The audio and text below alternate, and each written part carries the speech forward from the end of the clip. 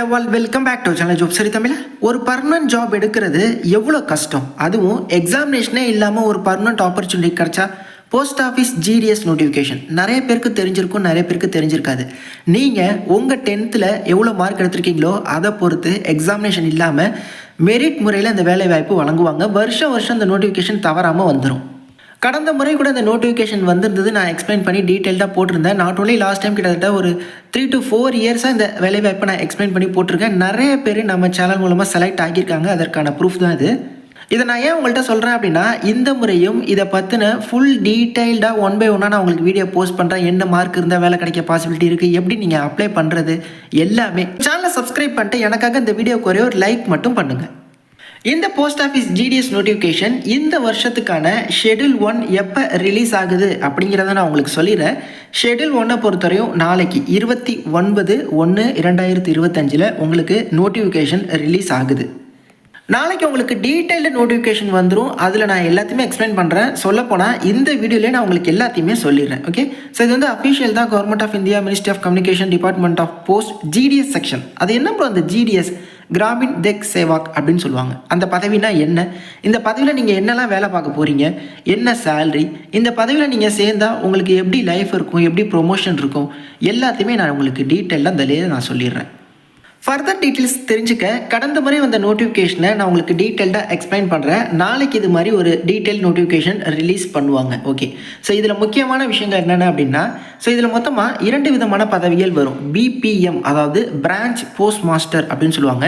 அதே மாதிரி ஏபிபிஎம் அப்படின்னு வரும், அதாவது assistant branch post master or Gramin Dak Sevak அப்படின்னு சொல்லுவாங்க. ஸோ இந்த 2 விதமான பதவி, 2 விதமான கேட்டகிரி அப்படின்னு சொல்லலாம். இந்த 2 பதவிக்குமே நீங்கள் என்ன பண்ண போகிறீங்க அப்படின்னா, நீங்கள் எந்த வில்லேஜில் அப்ளை பண்ணி செலக்ட் ஆகுறீங்களோ அந்த வில்லேஜ்க்கு வரக்கூடிய லெட்டர்ஸை நீங்கள் வந்து டெலிவரி பண்ணணும். அதாவது போஸ்ட் வரும்ல, அந்த போஸ்ட்டை போய் எந்த அட்ரஸ்க்கு வந்திருக்கோ அங்கே போயிட்டு நீங்கள் கொடுக்குற மாதிரி இருக்கும். அது மட்டும் இல்லாமல் போஸ்ட் ஆஃபீஸில் நிறைய ஸ்கீம் இருக்கும். அந்த ஸ்கீமை நீங்கள் வந்து அந்த சம்மந்தப்பட்ட வில்லேஜஸில் நீங்கள் வந்து எக்ஸ்பேண்ட் பண்ணுற மாதிரி இருக்கும். அப்புறம் இதுதான் முழுக்க இந்த போஸ்ட்மேன், போஸ்ட் டெலிவரி இது தொடர்பான வேலைகள் தான் இருக்கும். ஆனால் வந்து பர்மனன்ட் ரோலுங்க.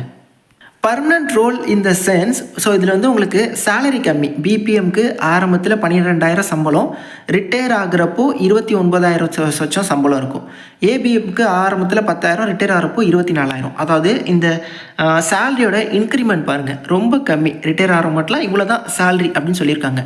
ஆனால் இது வந்து பர்மனன்ட் ரோல். இன்னொரு விஷயம், நீங்கள் இந்த ஜிடிஎஸ்ஸை இந்த ஜாபில் ஜாயின் பண்ணி ஒரு 3 வருஷம் சக்ஸஸ்ஃபுல்லாக நீங்கள் ஜிடிஎஸ்ஸை கம்ப்ளீட் பண்ணிடுறீங்க அப்படின்னா போஸ்ட் ஆஃபீஸ் டிபார்ட்மெண்ட்லேருந்து எம்டிஎஸ் நோட்டிஃபிகேஷன் வரும். அந்த நோட்டிஃபிகேஷனுக்கு ஒன்லி ஜிடிஎஸ்ஸாக இருக்கிறவங்க தான் அப்ளை பண்ணணும் அப்படின்னு சொல்லி ஒரு நோட்டிஃபிகேஷன் ரிலீஸ் பண்ணுவாங்க. ஸோ அதில் நீங்கள் பார்ட்டிசிபேட் பண்ணி அந்த ஜாபை நீங்கள் கிராக் பண்ணிட்டீங்க அப்படின்னா போஸ்ட் ஆஃபீஸில் நீங்கள் எம்டிஎஸ் மல்டி டாஸ்கிங் ஸ்டாஃபாக போயிடலாம். ஸோ அதில் பார்த்தீங்கன்னா மத்திய அரசில் என்னென்ன சேலரி, என்னென்ன பெனிஃபிட்ஸோ அது எல்லாமே அதில் ப்ரொவைட் பண்ணுவாங்க. அதில் ஆரம்பத்திலே 25,000க்கு மேலே சம்பளம் இருக்கும். ரிட்டையர் ஆகிறப்பலாம் 70,000 80,000 வந்துடும். அது இல்லாமல் அலவன்ஸு, பெனிஃபிட்ஸு அந்த மாதிரி விஷயங்கள் எல்லாமே அதில் வந்துடும். ஸோ இது வந்து ஒரு என்ட்ரியாக நீங்கள் வந்து வச்சுக்கலாம். இல்லை ப்ரோ, நான் வந்து இந்த ஜிடிஎஸ்லேயே இருக்கேன், எவ்வளோ நாள் இருக்கலாம் ஃபுல்லாக ஆயுசு ஃபுல்லாக நீங்கள் இந்த ஜிடிஎஸ்லேயே இருக்கலாம். அது எல்லாமே வந்து உங்களோட திறமை, உங்களோட வில்லிங் தான். 18 to 40 வயசு வரை உள்ள ஆண்கள் பெண்கள் அப்ளை பண்ணலாம். எஸ்சி எஸ்டினா +5 years சேர்த்துக்கோங்க, 45. பிசி எம்பிசி டிஎன்சி பிசிஎம்னா ஓபிசியில் இருக்கீங்க, +3 years சேர்த்துக்கோங்க, 43 வயது வரை அப்ளை பண்ணிக்கலாம்.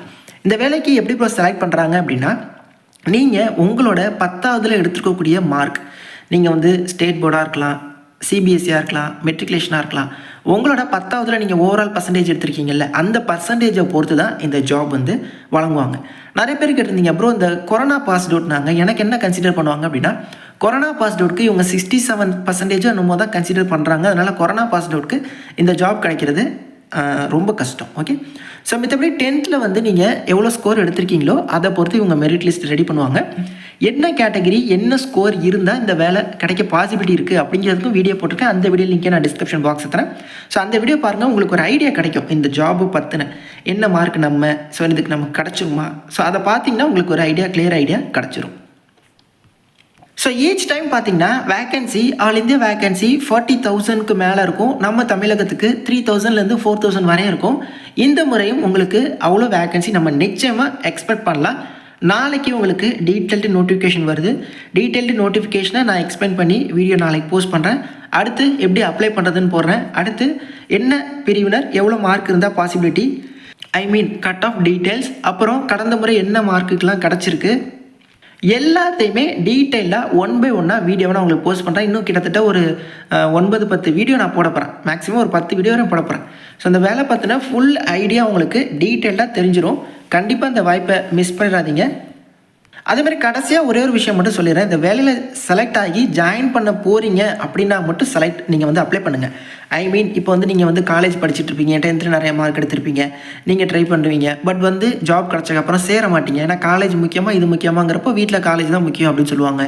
இன்னும் சில பேர் நல்ல ஐடி கம்பெனி அந்த மாதிரி இடத்துலலாம் நல்ல சாலையில் ஒர்க் பண்ணிட்டு இருப்பாங்க. ஜஸ்ட் இதுக்கு அப்ளை பண்ணி விடுவாங்க, இது கிடச்சிரும், அவங்களும் போக மாட்டாங்க. இந்த மாதிரி இருக்கிறவங்களாம் தயவுசெய்து அப்ளை பண்ணாதீங்க. இந்த வேலை வாய்ப்பை நம்பி நிறைய இளைஞர்கள் இருக்காங்க, அவங்களுக்கு வழி விடுங்க.